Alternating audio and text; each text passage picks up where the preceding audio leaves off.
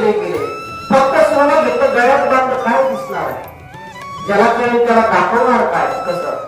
तेव्हा त्याचे अलंकार केल्याच्या नंतर एकच सोनं आहे, गळा सुशोभित करतात, कान शृंगारले जातात.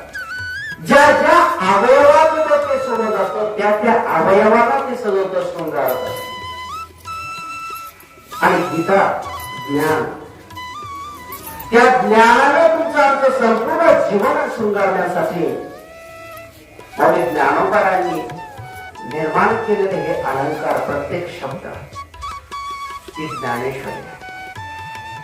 म्हणून या मानव ज्ञानेश्वरीचं वर्णन गीता अलंकार नाम ज्ञानेश्वरी.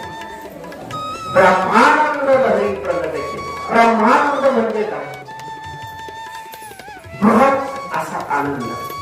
आपल्याला आनंद होतो, आपला आनंद